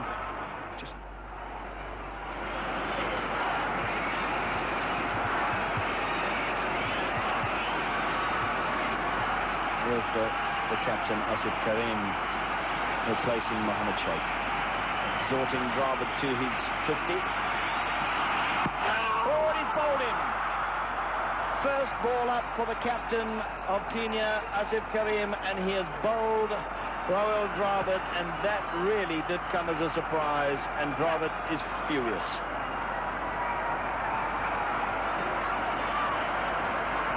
It's going to be miserable, and this is really unfortunate. The ball just held, I don't know, pitch in the rough probably, as you can see, it's an overpitch delivery, but just held there. Rahul, who was well said, went for his favorite on drive. I remember when I went with Azhar to toss the coin on the middle, the temperature then was 54 degrees. We won the toss and batted first, and we really batted well. We scored over 250. When we went into the field, I knew I was going to open the bowling. He came to me and said, Joseph, let me first take the first 2 overs, then you come in to build. So actually it took a lot of pressure. We're talking how well the Indians have improved, or the Kenyans have improved as this tournament has progressed, and they've done it without the assistance of a coach. They've had to do it on their own, which is very noteworthy. Now he started the bowling, he opened from the pavilion end to everyone's surprise. It was a ploy that worked. He bowled just 3 overs, came back for another spell, so this is his 3rd spell from the station end, and he's done a very good job. And they've looked in command of the situation. Just knocked away on the onside for a single. Bowled tight lines and length against top Indian batsmen Sachin Tendulkar, Mohammad Azharuddin, and we stifled their scoring. You know, Asif bowled beautifully in that game. You know, his field placing, you know, the way he was changing the bowling around. I think that is what made us win that game, to be honest with you. It was a famous victory. Kenya beating India for the first time in India. You know, you could imagine. The crowd went quiet, you know, playing in front of 30,000. It was a great second major win for Kenya in India. They make up our presentation party, but first of all I'd like to call up the losing captain, the captain of Kenya, Asif Karim.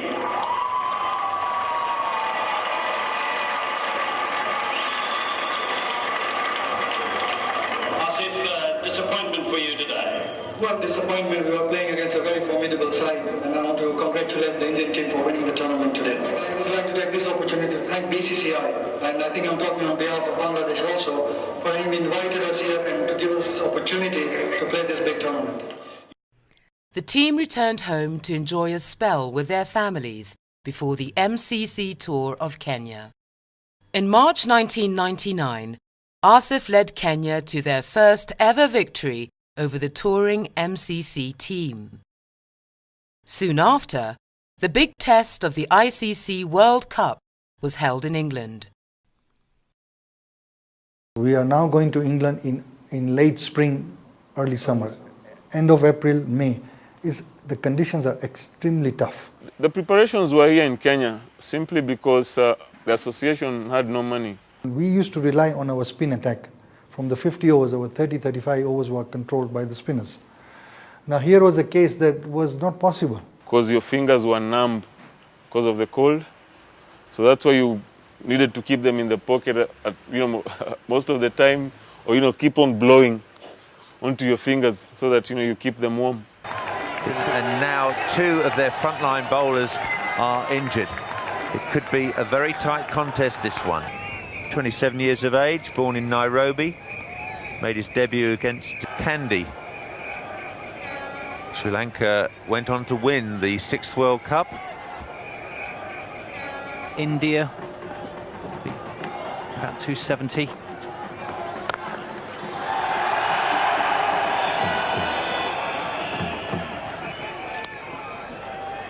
He's been batting well, Rahul Dravid. I remember playing Kenya playing India in Bristol. Asif was, it was same level with Sachin Tendulkar in terms of composure and leadership. Ganguly, he was in the same league. So really, I've seen Asif grow in the game, and I'd say he's a great leader. I think we've had a fair tournament. We've scored well against the big boys. Most of the matches we've scored over 200. It's the bowling department that has been a little weak, and hopefully when we go back, we're going to do a lot of work in that.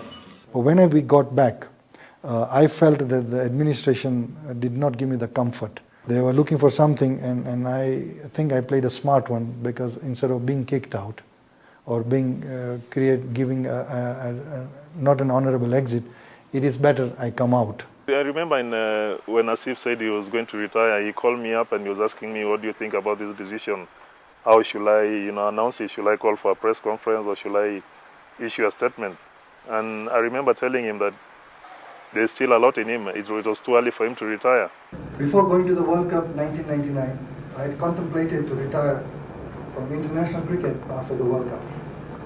However, I was requested by a number of national cricket officials to rescind the decision until after the World Cup is over. After having captained Kenya at the World Cup, I reviewed the issue of retirement with my parents, family and well-wishers, and I have decided to retire from international cricket. The Asif retiring as captain, it puts it even into a more precarious position. India naming their team today for the Four Nations, and I believe South Africa are also about to name their team. Why is it taking so late for Kenya to name the team, and yet, as it were, we are the underdogs? In light of Asif's retirement. Yes, what has happened? We were waiting for the new selectors to be named by the association. I tell you one thing, after the press conference, it was one of the most challenging times for me. I actually became sick because it was something I was giving up after 20 years. And I was giving up not because I wanted to give up, because I was made to give up.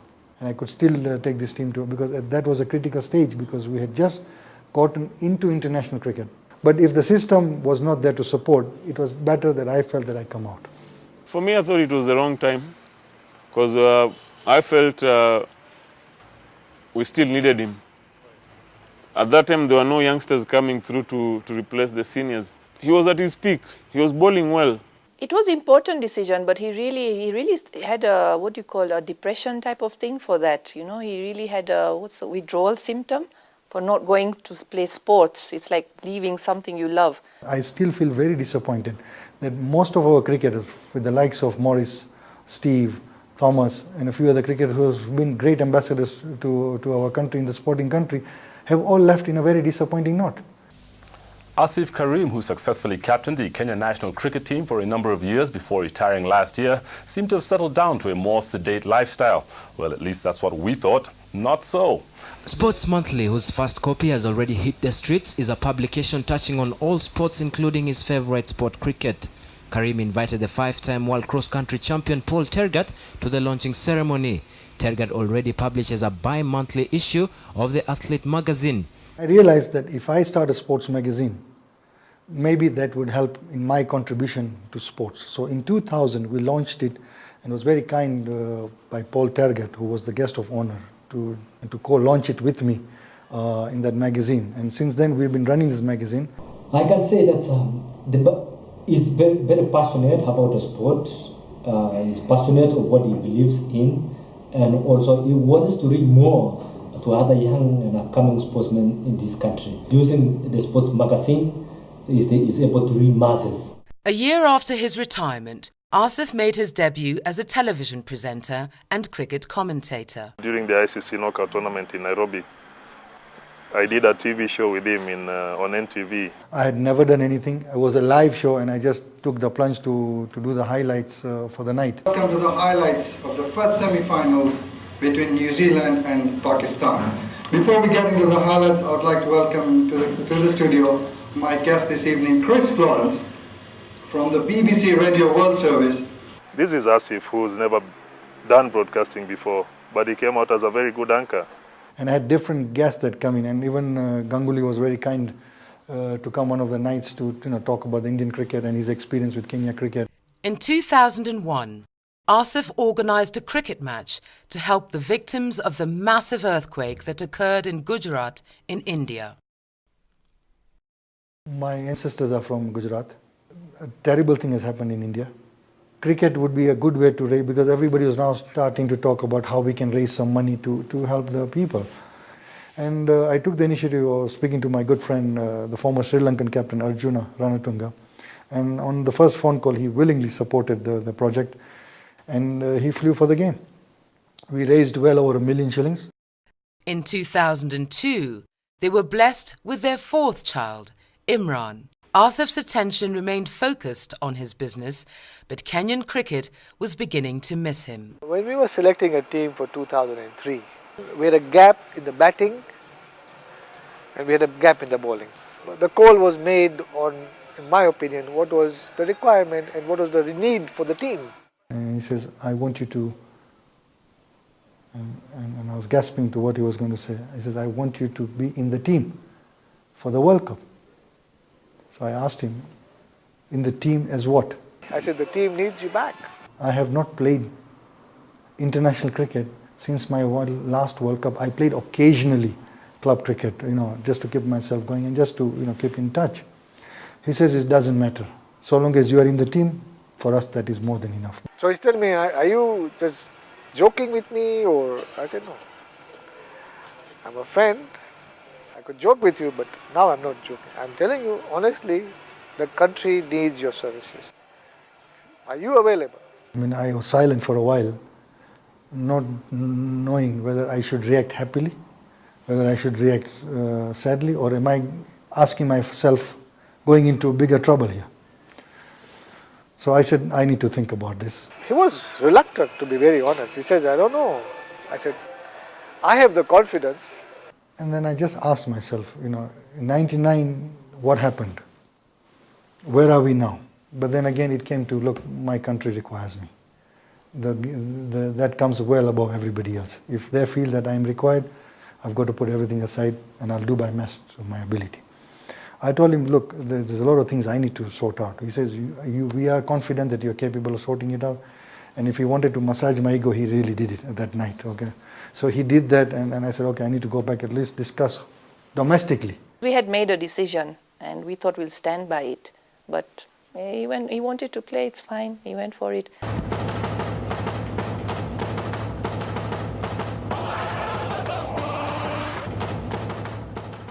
All the teams had gotten together in the vessel in 2003, overlooking the Table Mountain for a group photograph and all that. So I bumped into Dravid there, and he says, "Oh, hi, Asif." And I said, "Oh, hi, how everything okay?" He says, "Well, World Cup to World Cup." I said, "Well, I'm lucky. What else can I say?" You know. So it was interesting that the observations that come from international cricketers, so they were also aware of what was happening in Kenya cricket.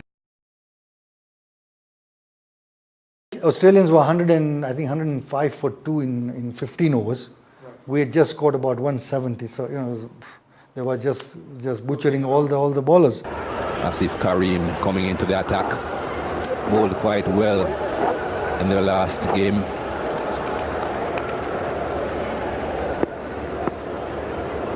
Five wickets in an innings on one occasion. Whoa, that spun. That spun. That is a terrific delivery, because not only did it spin, but it spun quickly. Adjustment from Ricky Ponting, and he's very lucky. Sharp chance by the looks of things.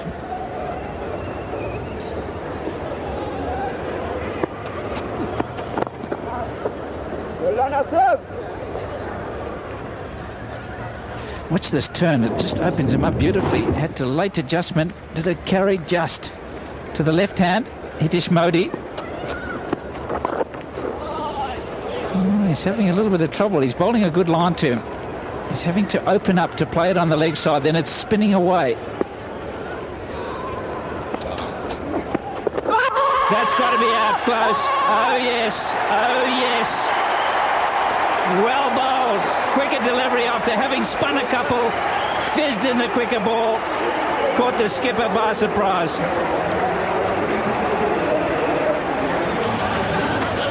Asif Karim, retired after the last World Cup, brought back into the team, and have a look at this. Excellent delivery. Pitched in line and carried on with the arm.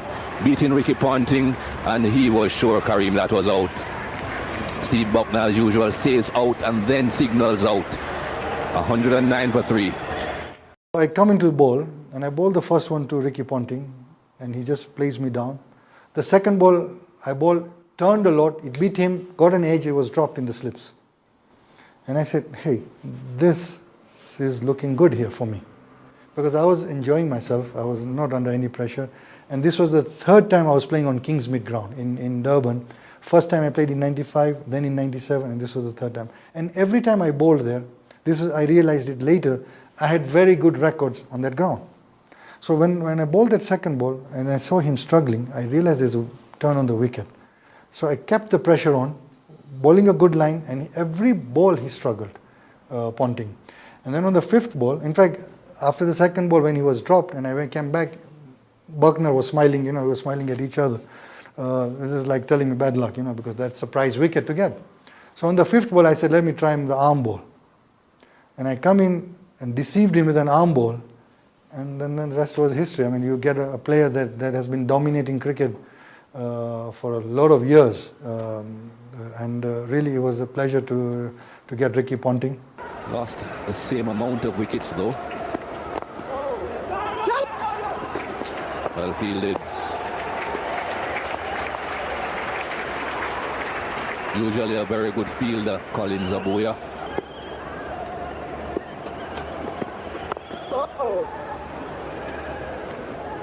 Well, he showed Ricky Ponting that he can spin it.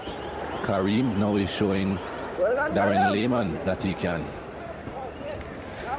And he's got to slip in place for the one that goes on with the arm. That's what normally happens. You bowl one that really turns a lot, surprises the batsman. The next one goes on with the arm, looks for the turn, and nicks it to slip. Like that. Like that, it's gone.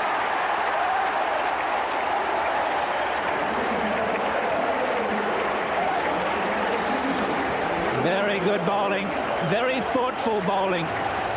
He spun one where Lehman had to adjust, then he lets it just go on with the arm, and Darren Lehman, having seen the one before spin, allows for that, gets a little outside edge. Nicely taken by the keeper, kept his presence of mind, stayed down, straight in the gloves. Little wobble here, out for 2, 117 for 4. The next came in Darren Lehman, again formidable record that he has, and again deceived him with a quicker ball, got him caught behind. So at one stage I bowled 2 overs, 2 maidens, 3 wickets for 0 runs. And I ended up bowling up to the last over. At one stage it was 8 overs, 6 maidens, 2 runs and 3 wickets. That's gone again. 3 wickets for Asif Karim.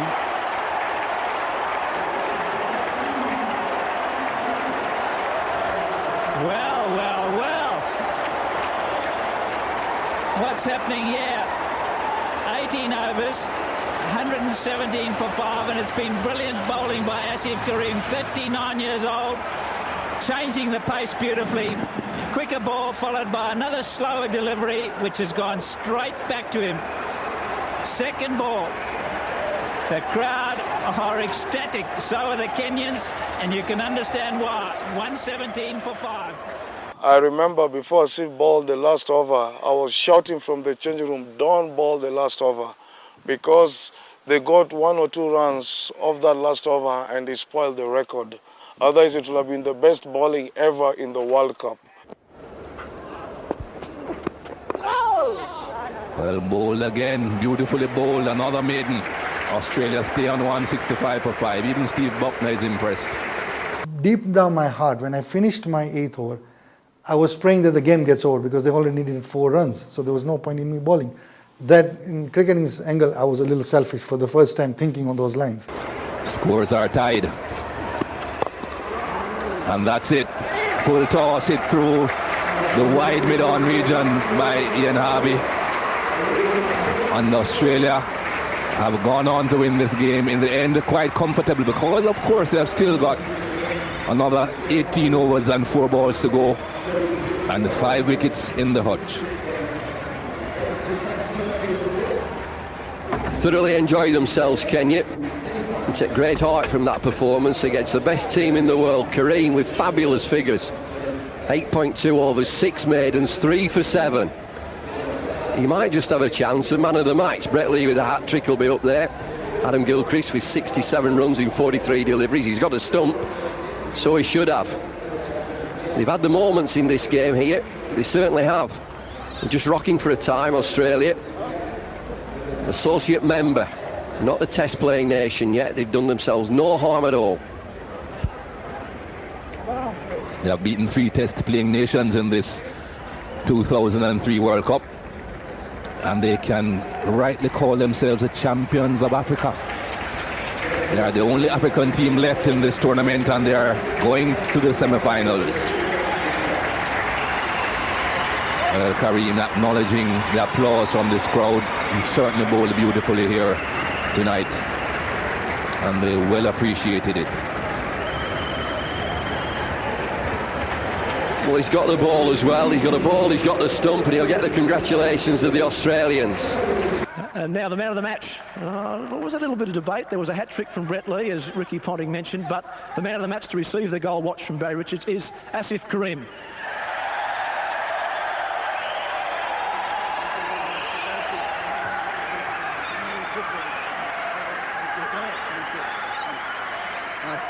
Asif, magnificent spell of bowling. 8.2 overs. Was it 3 for 8? Yes. Was that all part of your plan? Well, I think it's one of those wonderful days I had, and when I came in, when the Australians were very much in a commanding position, and when I started bowling, I saw that there was turn on the wicket, and there was something on the wicket, so I was varying my bowling, and fortunately for me, and with the grace of God, I had a wonderful spell. Well, you certainly varied your bowling very nicely. You changed your pace well. I noticed you also bowled a couple of deliveries from well behind the stumps. Plenty of experience there, eh? Well, with 20 years in the back, I better use that experience. Well, you've retired once already. What was that all about? Now you're back bowling beautifully. Well, I retired after the '99 World Cup. I thought I had served the country quite well, and there were some other domestic matters and businesses to handle. But the board asked me to come back for the World Cup, and of course I found it as my duty to come and serve my country and in whatever capacity they need me. Well, you've only played 3 games in this World Cup so far. Are we going to see more of you in the next week or so? Well, next week is going to be very interesting, and I hope I'm in the lineup next week and hopefully do the job again. Well, mate, we wish you all the best for sure. You bowled beautifully tonight. Congratulations and good luck on Thursday. Thank you very much. You know, he put Australia at that time #1 team in the world on the back foot. Like, you can't believe it. So, you know, our point was proved. And we as selectors, especially myself, we were very proud. In athletics, it's like, you know, running the 100 meters in 9 point something after you've come out of retirement. Or in football, it's like scoring 3 goals in a World Cup semi-final when you're out of retirement. So it was really a phenomenal, you know, bowling spell. I remember that well because I got man of the tournament during the hockey tournament. So I was watching it, but then when he took his first wicket against Ricky Ponting, I called everyone to the room. And then from there the atmosphere was amazing. And we watched it until he was announced the man of the match. Me, Mum and Irfan were watching it on TV, you know, back then we were recording it on the tape, you know, the VCR tapes. And he got someone out, and then eventually got Ricky Ponting out, and we were like jumping all over the place, like, oh my gosh. People remember a lot of defining moments in life. This incident is equally remembered. Well, if you talked about the World Cup 2003 in Kenya, nobody forgets this incident.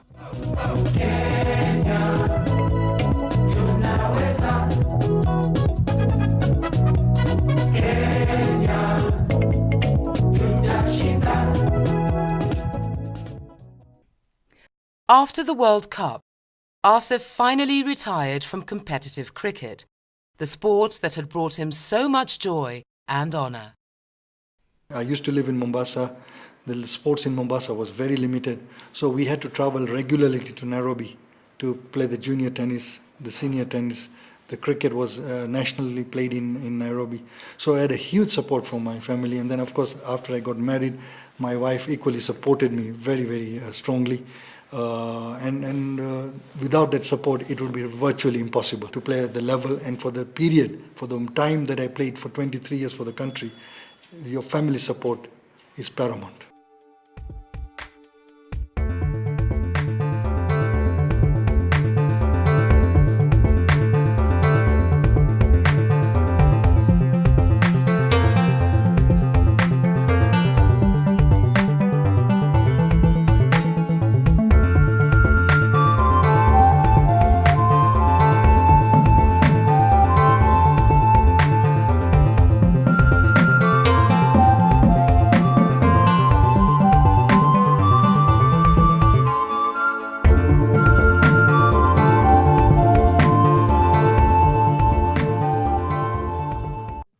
A few weeks later, Asif was called to Sharjah to do commentary on television. And so is Asif Karim. Asif, let me ask you about Kenya yesterday. First time in Sharjah, never easy, and Zimbabwe, although they won, they had a bit of a scare. Yes, I think Kenya was very competitive yesterday, having posted 225, though we felt they were about 15-20 runs short yesterday.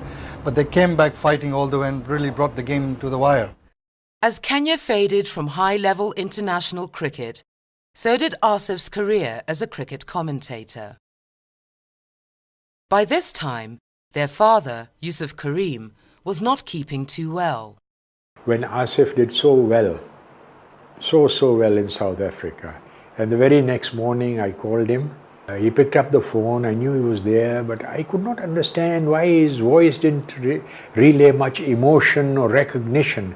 It's only later on I realized that he was struggling with Parkinson's. Growing up, their sons and daughters all represented Braeburn in various sports. Irfan already had his sights set on the Kenyan team. I remember as a kid I would play him on the garden where we were staying in Westlands, and then take him to the club and bowl to him and all that, and you could see that the guy had the neck. And I always remember my games at Braeburn.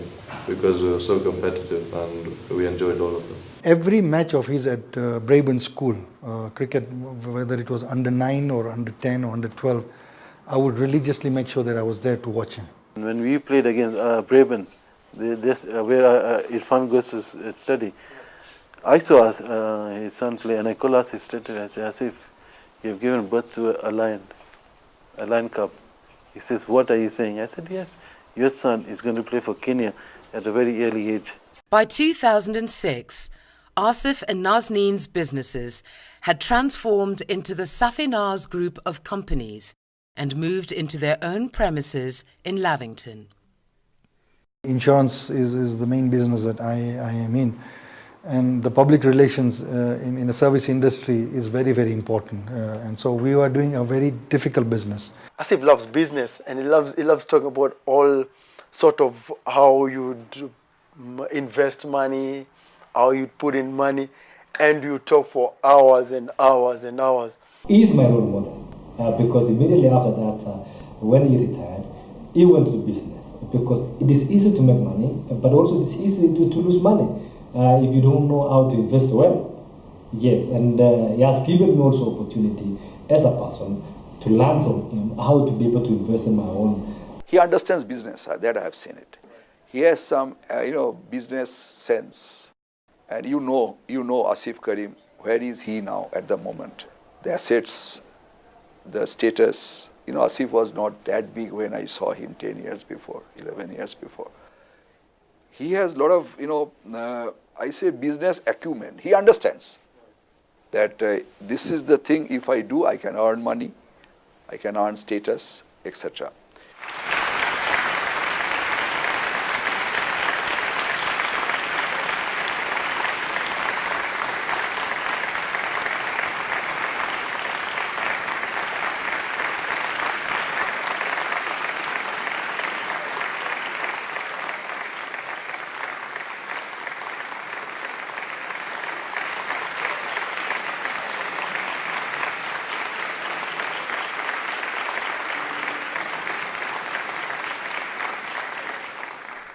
In December 2008, a very unwell Yusuf Karim was finally honoured by the All Africa Federation of his community. In 2009, Asif Karim was elected as chairman of the Ithnashari community in Nairobi. I remember sitting down in the first meeting that we had at the community. And so he's now the new chairman and, it's a new team. And then he laid out a year plan.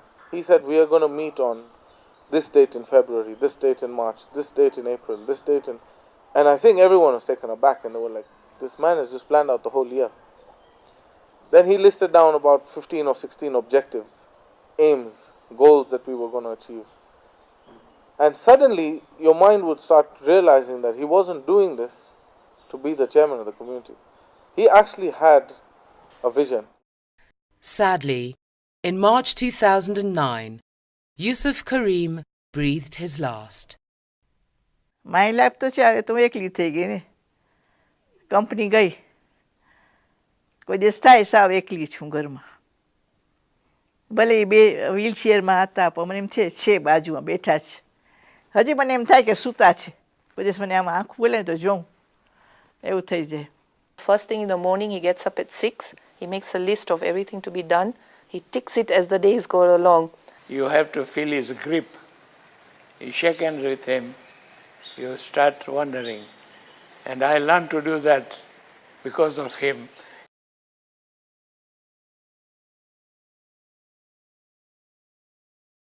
While still in school, Irfan was playing cricket for the Kenya team. It was my debut against Andhra Pradesh when Kenya took them on in a 3-day game.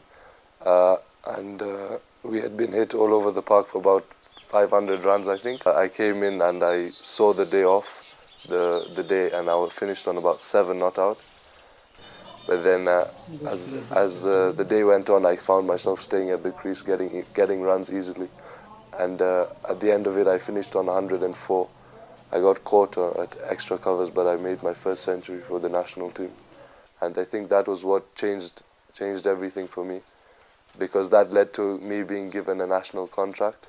Asif added further credentials by qualifying as an arbitrator and also continued to be a vocal advocate of the government's role in sports. You look at the way the ministry is at the moment.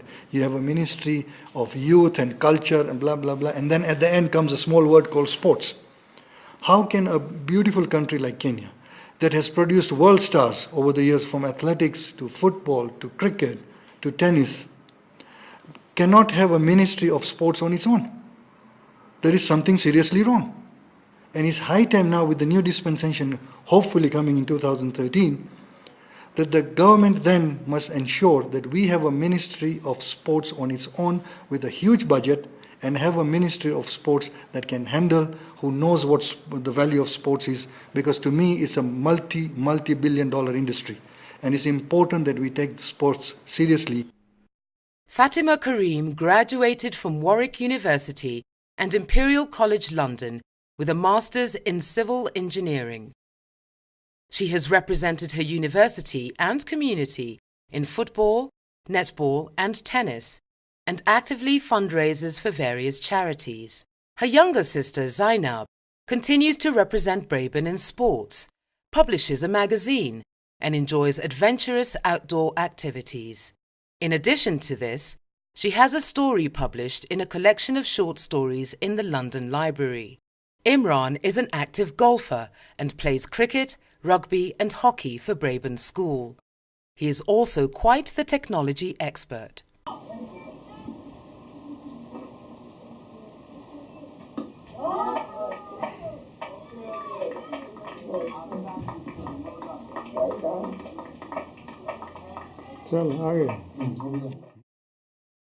Irfan joined Loughborough University and began making his mark there.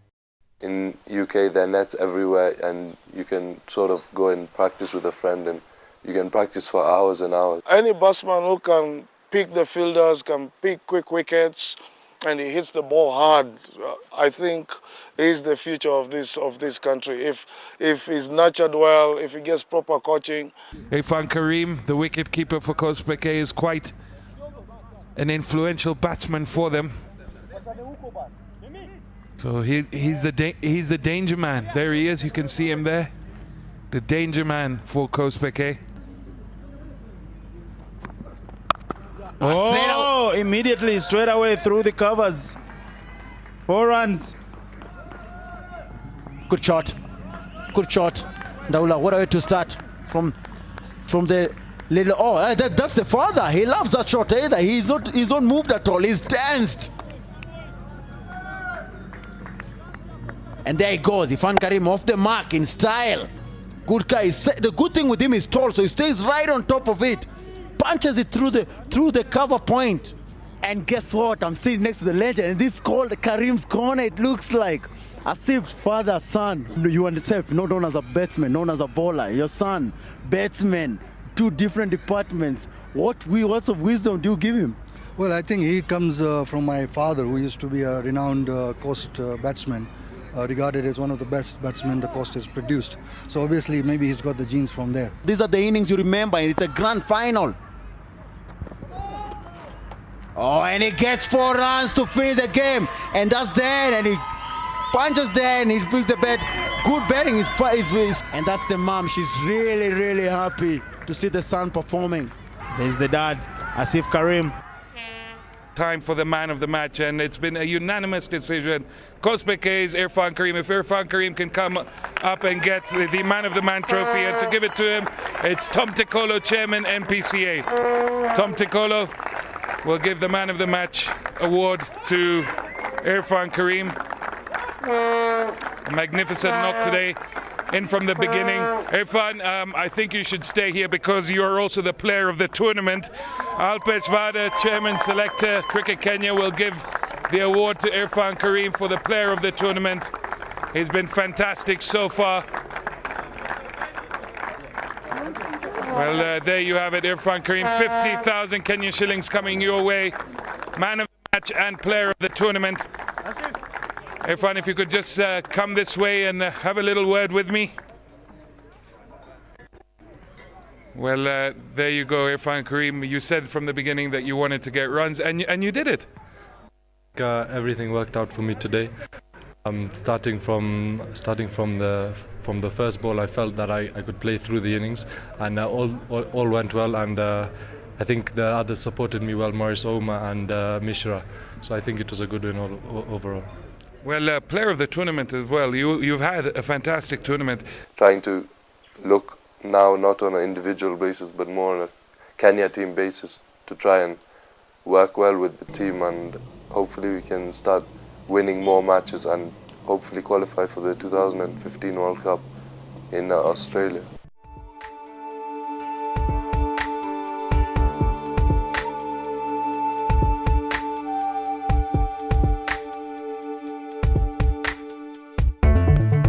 Yusuf Karim's achievements are immortalized by this road named after him in Mombasa. As the achievements of his family spread across the sporting world, who knows how they will be remembered in the years to come.